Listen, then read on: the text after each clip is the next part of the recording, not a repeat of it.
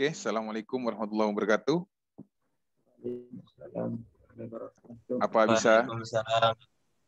Apa bisa mendengar suara saya?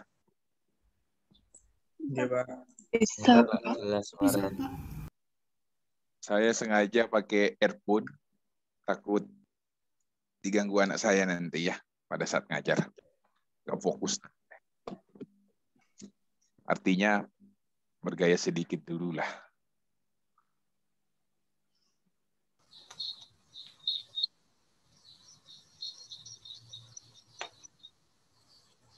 Oke, bismillahirrahmanirrahim. Assalamualaikum warahmatullahi wabarakatuh.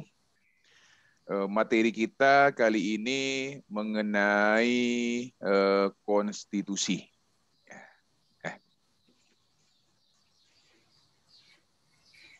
Nah, ini konstitusi ya. Mas dan Mbaknya perlu diketahui setiap negara yang modern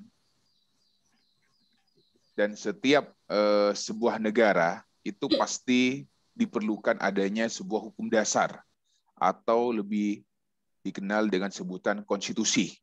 Dan biasanya setiap negara itu konstitusinya pasti tertulis. Kecuali sepengetahuan saya itu Inggris. Inggris adalah sebuah negara modern yang mempunyai konstitusi yang tidak tertulis. Apakah yang tidak tertulis itu pasti jelek, tidak bagus, kurang? Bukan begitu. Artinya, kalau yang tertulis itu pasti lebih memberikan materi muatan yang jelas dan berkepastian hukum. Inggris meskipun tidak tertulis, negaranya maju. Terus apa yang dipakai sebagai dasar konstitusinya, Pak? Yaitu pengalaman-pengalaman di masa lalu yang dikenal dengan sebutan konvensi ketatanegaraan atau hukum yang tidak tertulis yang menjadi konstitusi atau dasar penyelenggaraan hukum dasar tertinggi di Inggris. Untuk mengetahui itu, coba kalian jelajahi kenapa Inggris konstitusinya di saya. Adapun pokok bahasan materi kita kali ini cukup banyak. Ada 10 item, mungkin nanti saya jelaskan sampai 5 item, baru minggu depan kita lanjutkan 5 item lagi. Ya. Kenapa konstitusi itu penting dalam suatu negara? Karena karakteristik dasar sebuah negara itu adalah konstitusi. Dan biasanya konstitusi itu tertulis. Konstitusi merupakan sumber hukum tata negara yang utama atau sebagai hukum dasar. Sehingga dasar peletakan landasan pijak dan arah pembangunan untuk mewujudkan tata pemerintahan yang baik itu harus ada pada konstitusi. Karena konstitusi itu adalah bentuk kesepakatan antara rakyat dengan negaranya. Kenapa kalian harus patuh pada hukum? Karena kalian sudah terikat. Karena kalian yang membuat konstitusi berdasarkan kesepakatan. Kalian itu siapa? Diwakili oleh wakil-wakil rakyat di DPR RI dalam membuat undang-undang dan MPR RI untuk menyusun konstitusi. Jadi perlu diingat, yang menyusun konstitusi atau undang-undang dasar itu adalah MPR, Majelis Permusyawaratan Rakyat. MPR itu siapa? MPR itu terdiri dari DPR dan DPD. Yang milih DPR dan DPD itu siapa? Rakyat. Sehingga kalian pilih membuat yang namanya konstitusi. Jadi dasar kontrak kita kehidupan berbangsa dan bernegara di konstitusi itu. Dan konstitusi itu yang nyusun adalah rakyat. Oke, saya lanjutkan ya. Sehingga sebuah negara modern, karakteristik dasarnya atau dasar negaranya itu harus punya konstitusi. Undang-Undang Dasar 1945 itu adalah konstitusi kita. Itu adalah nama konstitusi kita.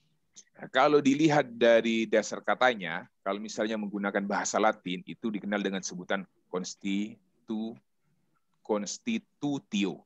Kalau Perancis atau Inggris, constitutor atau constitution. Kalau Belanda, constituti. Kalau Jerman, Verfassung. Grondwet atau Grond, dasar. Wet itu adalah undang-undang. Karena kita dijajah oleh Belanda, kalau berbicara istilah konstitusi itu kebanyakan ya memang kita harus mengacu kepada Belanda. Karena Belanda itu banyak penggunaan istilah hukum. Misalnya ada wet itu undang-undang. Ada reh itu adalah hukum.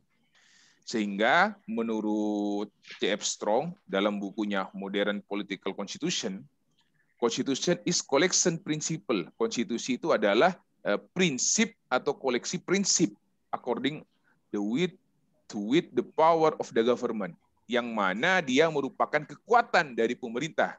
The right of government and the relation between the two are adjusted. Relasi antara keduanya.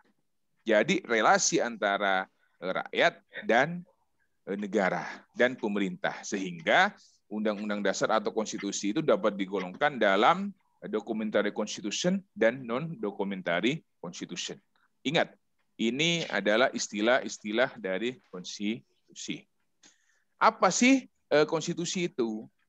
Konstitusi itu adalah hukum dasar secara umum, sedangkan Undang-Undang Dasar itu adalah nama konstitusi negara kita. Undang-Undang Dasar Negara Republik Indonesia tahun 1945. Ada bedanya nama konstitusi kita sebelum amandemen dan sesudah amandemen. Amandemen itu kapan? Kurun waktu 99 sampai 2024 tahun. Sebelum amandemen apa namanya, Pak? Namanya adalah Undang-Undang Dasar 1945. Setelah amandemen apa namanya, Pak? Undang-Undang Dasar Negara Republik Indonesia 1945. Sehingga pengertian konstitusi tidak sama dengan undang-undang dasar. Karena pengertian konstitusi lebih luas dari undang-undang dasar. Undang-undang dasar itu ya nama konstitusi negara kita. Kalau konstitusi itu ya semuanya, hukum dasarnya. Ini Kaciwer mengartikan bahwa konstitusi itu adalah keseluruhan sistem ketatanegaraan suatu negara yang berupa kumpulan peraturan yang membentuk, mengatur, memerintah dalam pemerintahan suatu negara. Herman Heller misalnya, dia mengatakan bahwa konstitusi mempunyai arti luas daripada undang-undang dasar. Konstitusi tidak hanya bersifat yuridis, tapi bersifat juga sosiologis. Terus ada Lassalle. Konstitusi adalah hubungan antara kekuasaan yang terdapat di dalam masyarakat seperti golongan, misalnya kepala negara, angkatan perang, partai politik, dan lain-lain. Van Apeldoorn. Konstitusi memuat baik peraturan tertulis maupun peraturan tidak tertulis. Ini adalah pengertian konstitusi menurut para ahli di masa hidupnya. Pada saat perkembangannya tentu pengertian konstitusi itu berbeda. Misalnya dalam konteks kekinian, konstitusi itu apa? Konstitusi itu hukum dasar yang mengatur antara hubungan negara dengan warga negara, hubungan antar lembaga negara, hubungan antar lembaga negara satu sama lain dengan rakyatnya. Ya hubungan ketiganya, misalnya begitu. Ya benar juga, itu adalah konstitusi, hukum dasar kita. Sehingga konstitusi itu hukum dasar yang dipakai sebagai landasan dan sumber bagi berlakunya peraturan undang-undangan. Karena menurut Undang-Undang Nomor 12 Tahun 2011, dia hukum tertinggi. Kenapa undang-undang tentang rumah sakit, undang-undang kefarmasian, undang-undang tentang apoteker dan kawan-kawannya, obat-obatan, itu harus tunduk pada konstitusi? Karena mengacunya kepada konstitusi. Mereka itu ada di bawah konstitusi, itu namanya undang-undang. Coba kalian cek pasal 7 Undang-Undang 12 tahun 2011. Yang pertama yang tertinggi itu adalah konstitusi. Baru yang kedua itu adalah TAP MPR dulu, baru yang ketiga adalah undang-undang atau perpu. Jadi yang mengatur masalah kefarmasian, keperawatan, rumah sakit, kesehatan, itu levelnya undang-undang. Belum lagi aturan ke bawahnya yang harus sinkron terhadap konstitusi. Peraturan Menkes tentang peraturan menteri apa, itu masih peraturan kebijakan namanya, atau Belegsregel, ya. Oke. Kita dalam catatan sejarah sudah mempunyai 4 konstitusi. Ini dalam bulan 18 Agustus 1945 sampai 27 Desember 1949. Kapan itu? Itu awal kemerdekaan, sehari setelah kemerdekaan disahkan konstitusi, sampai terjadi setelah adanya deklarasi meja bundar di Den Haag. Sampai detik ini, sampai sekarang, yang fanatik, pemerintah Belanda mengakui kemerdekaan Indonesia itu pada tanggal 27 Desember 1949. Fanatik, ya. Artinya orang Belanda garis keras. Kenapa seperti itu? Supaya mereka tidak disalahkan atau dikenal dengan sebutan pelanggaran HAM berat, karena pada tahun 46 dan 47 Belanda masih melancarkan agresi militer pertama dan kedua. Di Agustus 1945 sudah merdeka. Orang yang sudah merdeka, bangsa yang sudah merdeka itu harusnya bebas dari belenggu penjajahan. Tetapi Belanda tidak mau. Mereka tetap melakukan serangan agresi militer. Belum lagi yang Inggris di Surabaya, dan banyak lagi, ya. Peristiwa 10 November. Itu kalau kalian mempelajari sejarah, pada awal-awal kemerdekaan itu kita tidak benar-benar merdeka. Bahkan pada waktu itu Soekarno sempat memerintahkan pemerintahannya dari Batavia, dari Jakarta ke Yogyakarta. Karena peristiwa agresi militer pertama dan agresi militer kedua. Konstitusinya Undang-Undang Dasar 1945. Baru setelah adanya konferensi meja bundar, Indonesia berubah menjadi Republik Indonesia Serikat. Nah, ini penting ini, Republik Indonesia Serikat. Berarti yang dipakai itu adalah konstitusi RIS, Serikat. Nah, apa Pak yang membedakan Republik Indonesia dengan Republik Indonesia Serikat? Bedanya adalah yang berubah itu bentuk negara.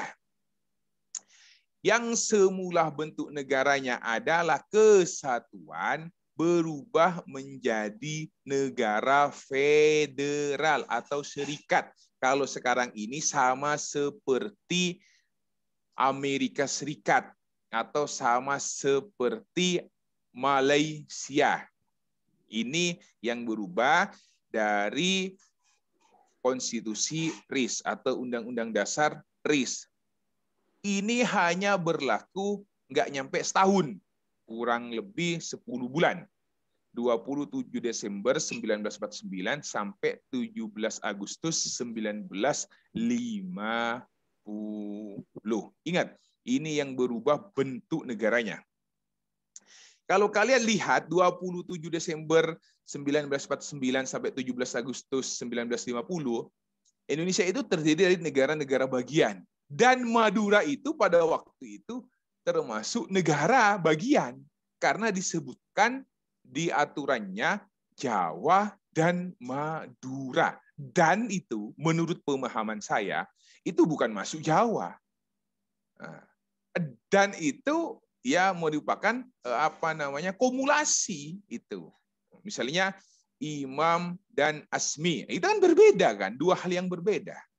Kalau atau itu pilihan, Imam atau Asmi, kamu milih saya atau dia. Misalnya kan begitu. Kalau dan itu kumpulan. Rahma Isa dan Diva Aulia. Itu kan kumpulan. Jawa dan Madura. Ini juga berlaku dalam konteks kesejarahan kita dulu. Pada saat peraturan zaman Belanda itu ada RBG, ada HIR, Head Indonesia Reglement, atau RBG. Itu menyebutkan Jawa dan Madura. Maka harus kita dukung ini. Madura untuk menjadi provinsi. Bukan Madura untuk menjadi negara ya. Kalau misalnya jadi negara, wah bisa seperti Papua, seperti Aceh ingin memerdekakan diri, bisa diserang habis-habisan nanti sama TNI. Tapi kalau untuk menjadi provinsi Madura itu penting karena dari sejarah kita juga pernah menjadi negara bagian. Maka nanti pilihlah saya untuk menjadi gubernur pertamanya, ya jangan lupa. Gitu. Ini peristiwa tahun 27 Desember 1949 sampai 1950. Terjadi pergeseran karena berubahnya konstitusi yang semula menjadi negara kesatuan berubah menjadi negara federal. Lalu pada tanggal 17 Agustus 1950 itu berubah lagi. Konstitusinya berubah. Apanya yang berubah? Yang berubah itu adalah bentuk negaranya dan sistem pemerintahannya. Kalau Republik Indonesia Serikat itu bentuk negaranya adalah federal, maka zamannya Undang-Undang Dasar sementara yang berubah lagi menjadi negara kesatuan. Cuma sistem pemerintahannya bukan presidensil. Nah, kalau zaman 18 Agustus 27 Desember Undang-Undang Dasar 1945 itu sistem pemerintahannya presidensil, RIS juga sistem pemerintahannya presidensil, tetapi pada zaman Undang-Undang Dasar sementara, ini yang berubah adalah sistem parlementer. Artinya ada Perdana Menteri di situ. Kurun waktu 1950 sampai 1959 kurang lebih ada 7 Perdana Menteri. Nah, artinya Indonesia pada waktu sistem pemerintahannya tidak stabil. Sebentar-sebentar Perdana Menterinya diganti. Sebentar-sebentar pemerintahannya Perdana Menterinya diganti sebagai kepala pemerintahan. Ini tidak stabil. Barulah puncaknya pada 5 Juli 59 sampai sekarang berubah lagi menjadi Undang-Undang Dasar Negara Republik Indonesia 1945. Berkat kawalan Orde Baru, undang-undang ini bertahan sampai sekarang. Setelah sebelumnya pada tahun 98-2002 mengalami amandemen. Sekarang saya tanya kepada kalian, hidupkan mic-nya ya. 5 Juli 1959 ada peristiwa apa di situ? Bersemar, Bapak. Ya, Dekret 5 Juli Dekret Presiden. Oke, good ya. 5 Juli 1959 itu ada yang namanya peristiwa besar Dekret Presiden. Cuma perlu diketahui dalam sejarah ketatanegaraan Indonesia itu mempunyai 2 dekret presiden. Nah, yang pertama dekretnya Presiden Soekarno 5 Juli 1959 diterima sehingga Soekarno itu dilantik menjadi presiden seumur hidup yang dikenal pada waktu masa itu dikenal dengan sebutan demokrasi terpimpin. Ada lagi satu dekret tapi ditolak. Apa dekretnya? Siapa yang mengeluarkan? Yaitu dekretnya Presiden Abdurrahman Wahid Gus Dur pada tahun 2001. 2002 ya, 2001-2002. Gus Dur itu juga mengeluarkan dekret tapi ditolak. Nah, sehingga kekuasaan beliau jatuh. Ya. Nah, oke. Nah, sekarang saya kasih tugas dikumpulkan minggu depan. Jelaskan persamaan ditulis dan perbedaan produk dari Presiden. Ditulis tangan ya, yang bagus ya. Saya takut kalian ngambil di internet tapi tidak membaca nanti. Ya, jelaskan persamaan dan perbedaan produk hukum dari Presiden berikut. 1. Dekret Presiden. 2. Penetapan Presiden. 3. Instruksi Presiden. 4. Keputusan Presiden. 5. Peraturan Presiden. Oke, ya. Jelaskan persamaan dan perbedaannya. Meskipun di internet ada, saya minta ditulis tangan. Ingat, persamaannya apa? Ya, persamaannya sama-sama produk Presiden. Ya, pasti itu. Tapi persamaan yang lain. Itu juga dimasukkan tidak apa-apa. Ya. Persamaan dan perbedaan. Saya ulangi lagi, sekali lagi. 1. Dekret Presiden. 2. Penetapan Presiden. 3.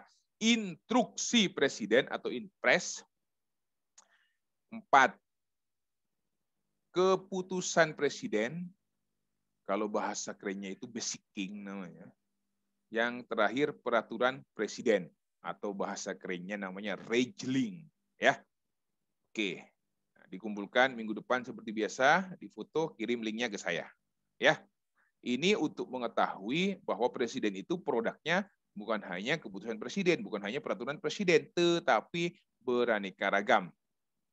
Apakah itu berlaku sampai sekarang, Pak? Sebelum dinyatakan dicabut, pasti berlaku. Nah, kecuali sudah dicabut dan dinyatakan tidak berlaku.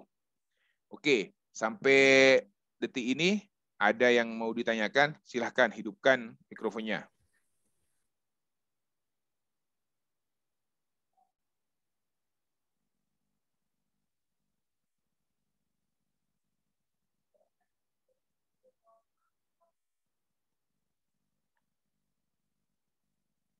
Ayo, silahkan. Kalau ingin ditanyakan, hidupkan mikrofonnya. Oke, kalau tidak ada, saya lanjutkan. Ya.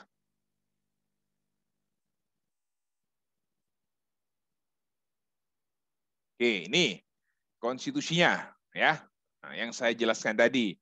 Konstitusi RIS, Muqaddimah terdiri 4 alinea, terdiri dari 6 bab, 197 pasal, dan lampirannya. Ada beberapa ketentuan pokok. Bentuk negaranya serikat. Bentuk pemerintahannya republik. Sistem pemerintahannya parlementer. Ingat, bentuk negaranya serikat. Oke, ya. Undang-Undang Dasar 1950. Bentuk negaranya kembali ke kesatuan. Nah, bentuk negaranya kembali ke kesatuan. Bentuk pemerintahannya republik. Yang tidak berubah itu adalah bentuk pemerintahannya. Tetap republik dari awal.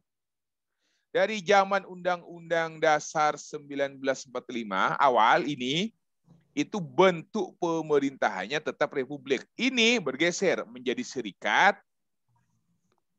Iya kan? Apa? Bentuk negaranya menjadi serikat, bentuk pemerintahannya tetap republik. Nah, ini yang bergeser adalah sistem pemerintahannya jadi parlementer, tetapi bentuk negaranya kembali ke kesatuan. Nah, itu perlu diingat. Apa isi pokoknya? Isi pokoknya sistem pemerintahannya parlementer dibuktikan dengan adanya Perdana Menteri. Nah, adanya badan konstituante yang bertugas menyusun undang-undang dasar tetap sebagai pengganti undang-undang dasar. Nah, ternyata konstituante itu tidak berhasil menyusun undang-undang dasar. Sehingga muncullah yang namanya Dekret Presiden 5 Juli. 1. Konstituante dibubarkan sama Presiden Soekarno. Terus yang kedua, menetapkan berlakunya Undang-Undang Dasar, Baru yang ketiga, pembentukan MPRS dan DPAS, Dewan Pertimbangan Agung Sementara, Majelis Perwakilan Rakyat Sementara. Ini adalah isi dekret Presiden. Ingin tahu nggak isi dekret Presiden Gus Dur? Nanti cari di internet ya, ada. Salah satunya adalah membekukan MPR dan DPR. Oh, kok bisa gitu Gus Dur ya? Yang mengangkat Gus Dur pada waktu itu adalah MPR. Masa MPR dibekukan? Wah, ini Gus Dur ini berbahaya kata MPR-nya. Ya. Nah, itu adalah segelumit cerita kecil meskipun banyak kejadian atau peristiwa politik yang ada di dalamnya. Oke, ya. Bagaimana kedudukan Undang-Undang Dasar itu? Yang pertama, sebagai hukum dasar. Sebagai hukum dasar itu, maka Undang-Undang Dasar mempunyai kekuatan mengikat bagi pemerintah, lembaga negara, masyarakat, warga negara, dan penduduk. Semuanya. Yang kedua, berisi norma-norma dasar. Yang ketiga, merupakan hukum yang tertinggi dibanding dengan yang lain karena posisinya paling atas. Dan yang keempat, merupakan sumber hukum atau sumber rujukan.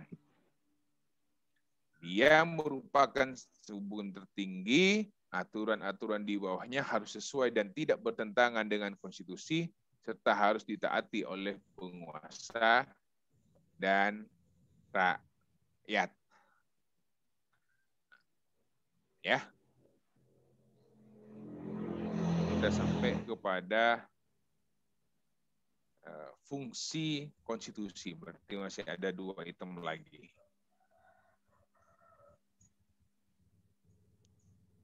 Ini materi muatan konstitusi, ya. Konstitusi itu isinya apa saja sih? Nah, ini yang society dari masyarakat. Politiknya masyarakat ada di situ. Organized through and by law. Organisasi yang merupakan hukum.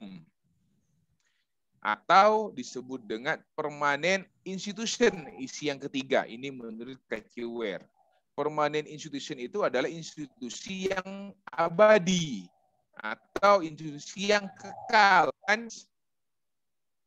Adanya kekuasaan pemerintahan, adanya hak-hak yang diperintah, hubungan antara yang memerintah dengan yang diperintah.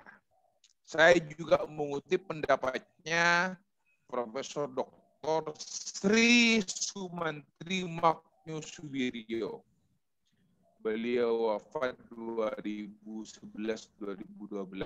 lupa tepatnya, Dr. Sri Sumantri Magnosuwiryo. Apa sih isi atau materi muatan konstitusi? Yang pertama, adanya jaminan hak asasi manusia dan warga negara.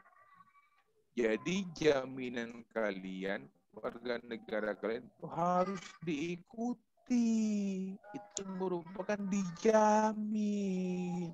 Ditetapkannya susunan ketatanegaraan dan adanya pembagian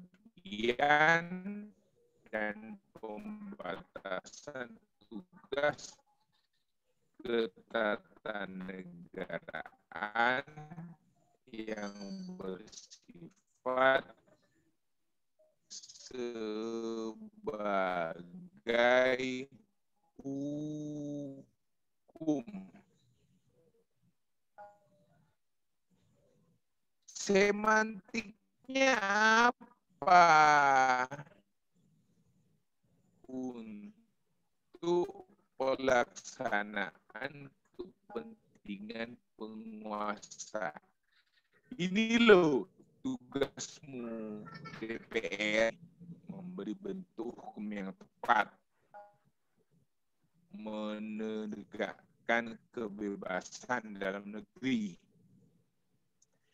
menegakkan tujuan normatif kebijakan negara, pemisahan atau pembagian kekuasaan penegakan hak-hak rakyat, memberi. Dia adalah jabatan politik yang diganti setiap 5 tahun sekali. Jadi dalam setiap 5 tahun itu akan terjadi yang namanya pergantian kepemimpinan. Nah, itu perlu digarisbawahi. Kekuasaan tidak ada yang abadi. Makanya kata Gus Dur, buat apa saya mengejar kekuasaan? Kekuasaan itu tidak akan abadi. Nah, ini prinsipnya ya. Saya diberhentikan, ya sudah. Saya berhenti. Nah, ini adalah presiden kita, Presiden Abdurrahman Wahid. Ya. Nah, oke.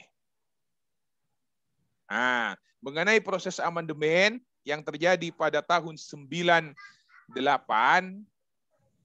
masih ingat ya, 98 turunnya Soeharto. Nah, itu setahun setelahnya diikuti oleh hasil amandemen Undang-Undang Dasar. Ada amandemen peristiwa besar di situ. Nah, ini akan saya lanjutkan minggu depan karena pembahasannya sangat banyak. Oke. Silahkan kalau ada hal-hal yang mau didiskusikan.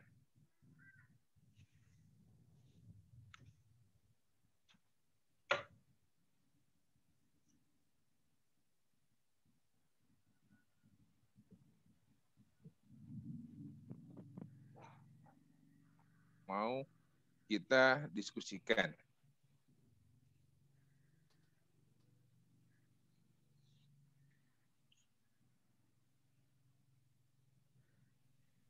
Saya Pak ingin bertanya.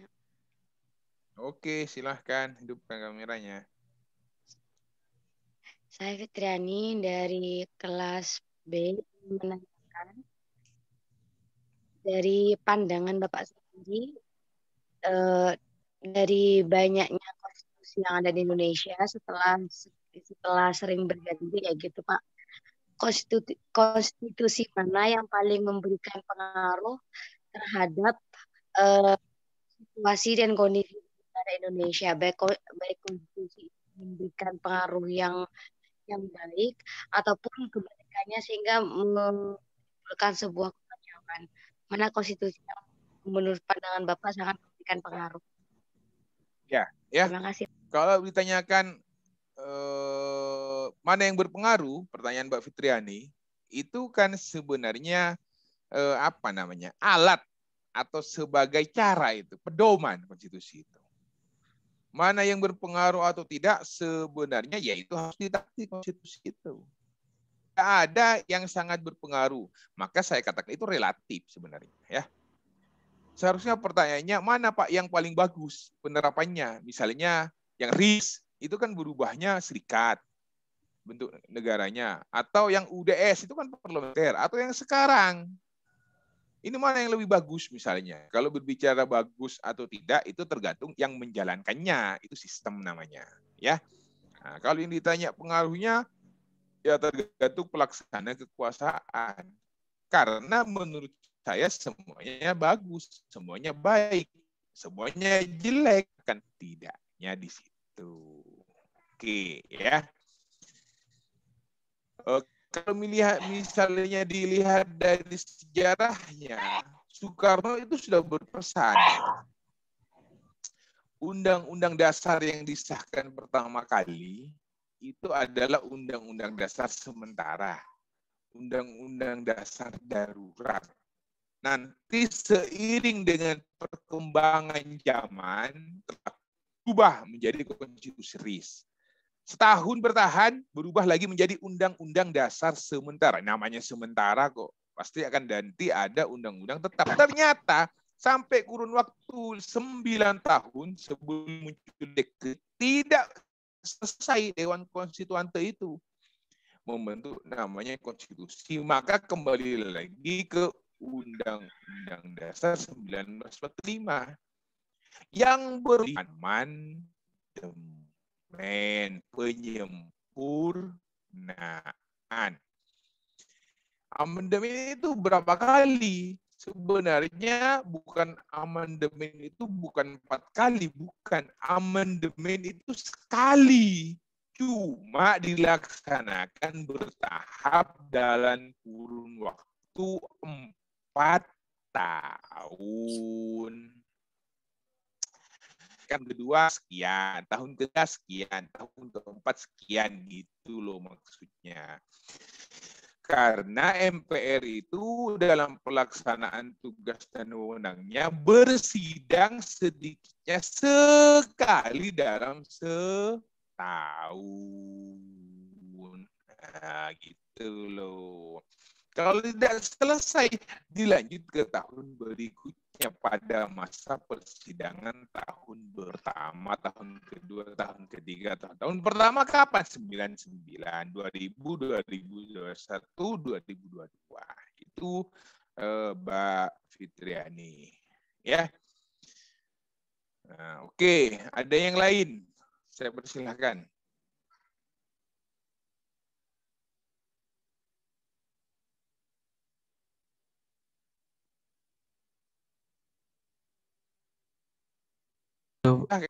Halo Pak.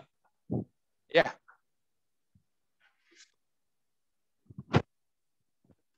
Ya, saya Silakan. Arnas Prajati dari kelas B. Mas Alfian. Yang ingin saya tanyakan nih,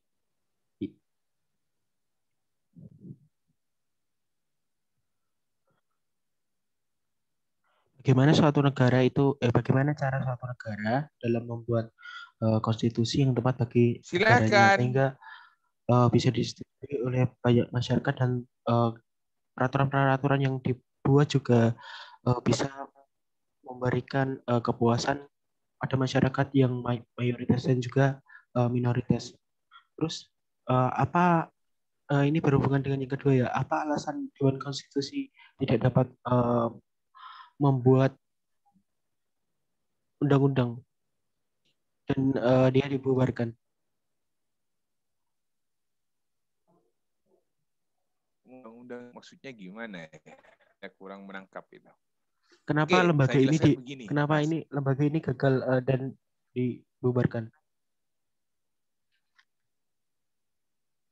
Oh, yang konstituante mungkin.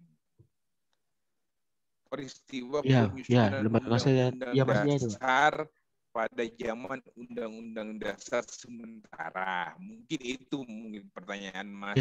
Ya, lembaga.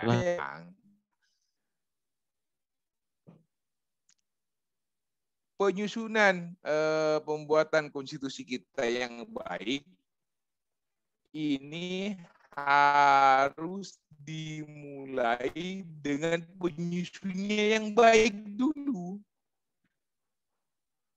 Siapa penyusunnya? Penyusunnya adalah anggota Dewan Perwakilan Rakyat yang terhormat pada saat pemilu.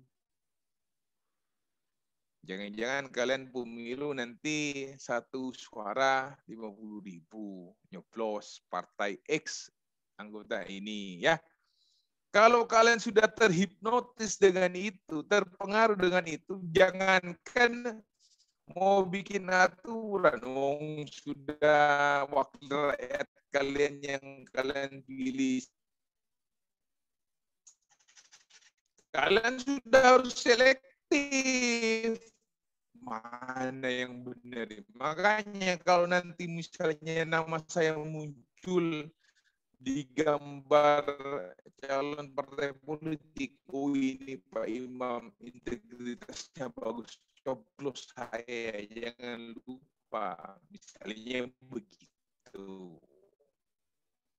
Ya, penyusunnya anggota legislatif itu sudah bagus, partisipatori rakyat itu harus ada, harus dibuka. Keterbukaan itu penting. Rakyat itu siapa? Semuanya. Dari kaum akademisi, nanti dari banyak masukan yang baik, di-sharing yang terbaik. Itu ya. Nah, sebenarnya itu saja. Dan tidak boleh ada penyelewengan.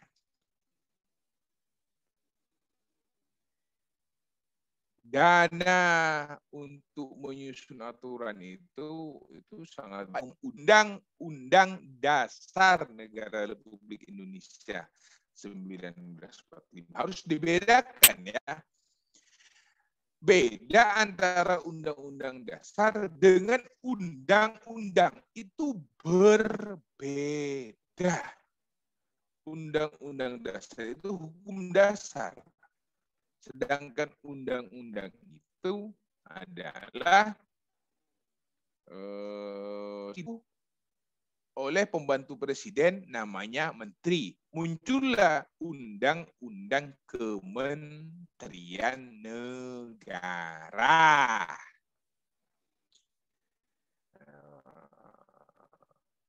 Ya kan?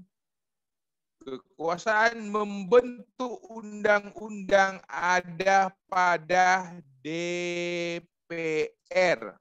Muncullah undang-undang konstitusi. Akan dilaksanakan oleh pemerintah daerah. Muncullah namanya undang-undang pemerintahan daerah.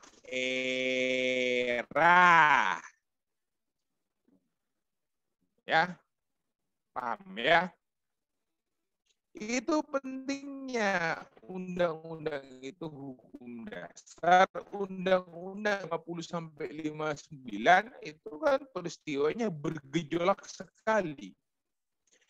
Sampai terjadi 7 kali pergantian Perdana Menteri.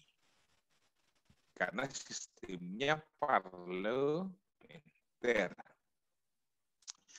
Setahun memimpin diganti, setahun lagi diganti, 2 tahun nggak nyampe diganti. Dewan Konstituante tidak bisa menyusun undang-undang dasar.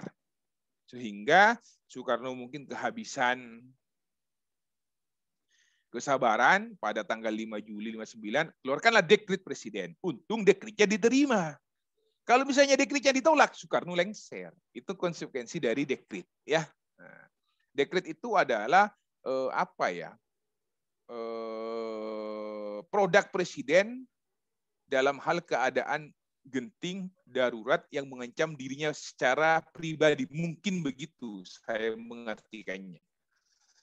Ya, gawat darurat yang mengancam dirinya dalam hal memerintah. Ini menurut pendapat saya.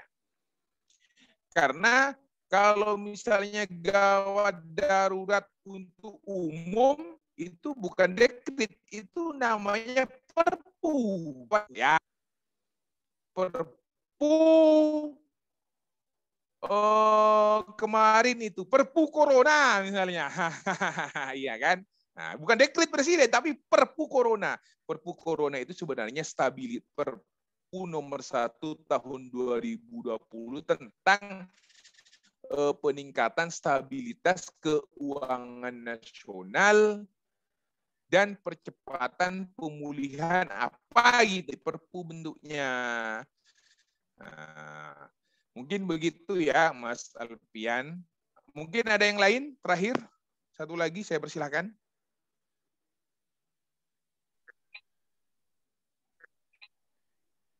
Tolong ketua kelas dicatat ya, siapa-siapa yang tidak masuk, nanti rekap kelas A, kelas B, dan kelas C. Ketua kelas sudah saya kasih tugas untuk merekap. Karena setiap saya masuk, mahasiswanya sekitar 150, yang hadir 120, 127. Nah, ini 127, belum lagi saya dan host berarti 125. Belum lagi banyak yang matikan kamera, izin sakit tipes, nggak apa-apa, saya maklumi.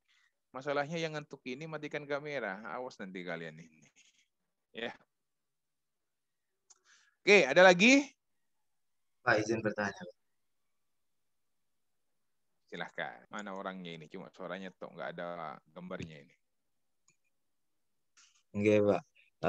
Sebelumnya mohon maaf kalau semisal mungkin saya off cam karena suaranya jenengan itu putus-putus, Pak. Jadi takut gak kuat sinyalnya. Jadi sebelumnya nama saya Muhammad Azmi Ikam dari kelas C dengan NIM akhir Oh, berarti 151. sinyal kamu yang bermasalah, bukan Nah, saya di yang. sini nggih, Pak, takutnya gitu. Dan gini, Pak, eh, akhir-akhir juga menemukan di mana konstitusi kesehatan dalam khususnya itu bidang kefarmasian yang tertuang pada PMK nomor 71, 72 sampai 74 yang dipermasalahkan tentang profesi kefarmasian itu yang disamakan dengan profesi lain. Nah, dalam hal ini eh, profesi apoteker dan mahasiswa farmasi itu membentuk kajian strategis untuk mengadvokasikan terhadap pemerintah yang dianggap itu kayak menyalahgunakan profesi gitu. Nah, dalam hal ini Pak, kan isinya dari PMK itu tentang profesi. Nah, masa farmasi itu secara secara apa gitu belum menyandang profesi dan ikut apa ya memperjuangkan hak yang tertuang dalam peraturan tersebut. Nah, maksud saya itu apakah Pak menurut pandangan jenengan ini ikut berperan dalam memperjuangkan hak profesi kefarmasian atau ikut campur dalam eh, hubungannya dengan profesi? Kan da- dalam dalam apa ya secara notabene-nya kan masa farmasi kan belum menyandang profesi. Jadi menurut pandangan jenengan pripun? Terima kasih, Pak. Iya, ingat. Nah, ini lagi yang harus dipahami oleh kalian ya. PMK itu artinya peraturan Menteri Kesehatan. Itu otoritasnya Menteri Kesehatan. Itu peraturan jauh di bawah sekali. Di atasnya Menteri itu ada yang namanya peraturan Presiden. Di atasnya ada yang namanya peraturan pemerintah. Di atasnya ada undang-undang. Di atasnya ada TAP MPR. Di atasnya ada konstitusi. Masih berjenjang jauh ya ke konstitusi ya. Itu nama. Kalau peraturan menteri namanya belet atau kewenangan yang dimiliki oleh menteri. Sama seperti rektor, peraturan rektor. Itu kewenangan yang dimiliki oleh rektor. Berlakunya di lingkup itu ada batasannya. Peraturan rektor hanya berlaku di kalangan rektor. Peraturan Menteri Kesehatan hanya berlaku di kalangan kesehatan. Saya tidak terikat.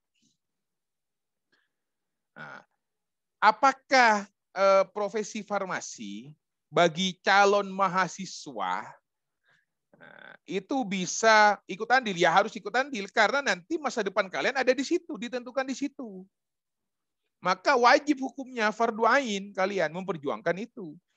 Sama seperti di Fakultas Syariah dulu gelarnya itu adalah sarjana hukum Islam.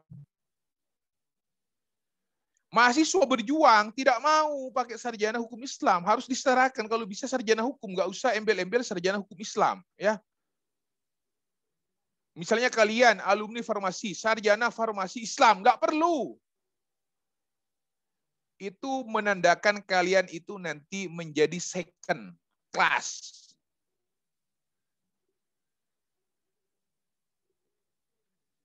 Kenapa seperti itu? Karena kalau sudah misalnya sarjana farmasi Islam, ya, misalnya yang kasus nyata itu di Syariah, namanya sarjana hukum Islam, alumni UIN, tidak bisa menjadi notaris. Karena di Undang-Undang Notaris, yang menjadi calon notaris adalah sarjana hukum titik, tidak ada Islam-Islamnya. Tidak bisa menjadi hakim di pengadilan negeri. Salah satu syarat menjadi hakim di pengadilan negeri adalah sarjana hukum titik, bukan sarjana hukum Islam. Nah, ini maksud saya contohkan. Sehingga mahasiswa ikut andil. Wah, ini harus dirubah gelar kita, Pak.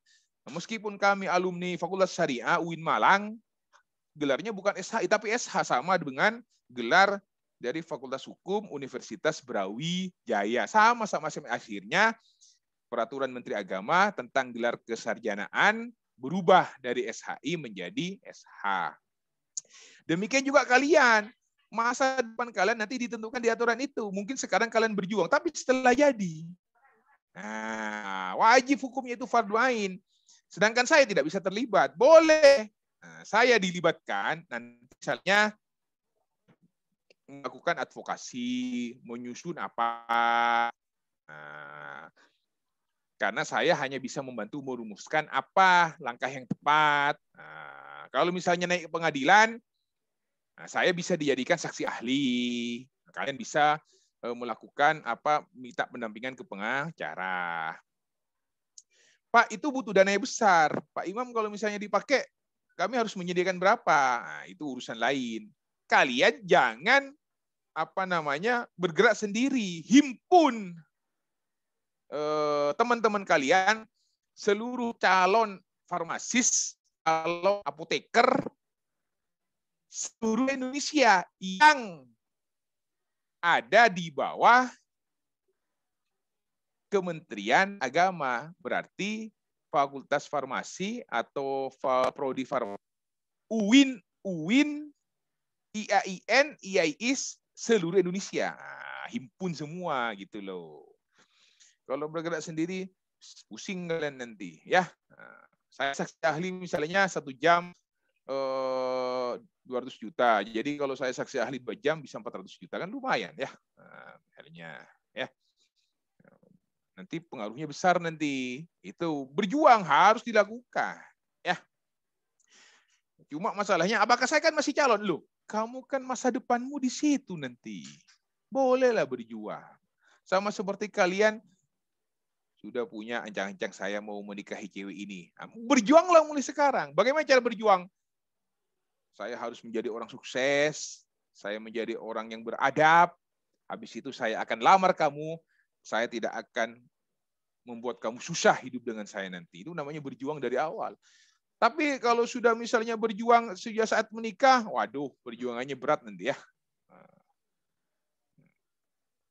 Artinya berjuanglah lebih dari awal, biar kalian maju selangkah daripada yang lain. Itu maksudnya. Boleh ya. Apalagi cuma masalah profesi. Profesi itu banyak, bukan hanya farmasi dan lain-lainnya banyak. Kalau misalnya tidak setuju, lakukan judicial review ke Mahkamah Agung. Aturan mengenai PMK tadi, Peraturan Menteri Kesehatan tadi. Kita uji ke Mahkamah Agung. Kira-kira aturan yang mana saja yang tidak cocok, sebutkan alasan logis argumentasinya. Kita berdebat di situ secara akademik. Itu boleh. Kita uji apa aturan itu sudah mencerminkan rasa keadilan untuk para calon apoteker, para calon profesi farmasi. Kita uji. Tentunya alasannya harus masuk akal. Alasannya logik, jelas, argumentasinya bagus. Karena nanti di situ bukan debat kusir. Nah, gitu loh caranya. Ya. Oke, itu saja. Kita jumpa minggu depan. Saya terima kasih sudah diajak-ajak keliling untuk membedah masalah kefarmasian. Karena asal mulanya itu dari aturan. Aturannya jelas, jelas menaungi kalian nanti. Makanya jika butuh apa, kontak saya. Nanti akan saya berikan solusi mengenai hukumnya. Ya. Demikian, terima kasih. Kita jumpa minggu depan di hari dan jam yang sama. Saya mohon maaf apabila ada banyak salah, banyak kata, kekurangan baik disengaja maupun tidak sengaja atau secara tidak langsung menyinggung kalian. Itu semua saya minta maaf. Terima kasih. Wabillahi taufiq wal hidayah. Assalamualaikum warahmatullahi wabarakatuh. Waalaikumsalam warahmatullahi wabarakatuh. Terima kasih, Pak. Terima kasih, Pak. Terima kasih, Pak.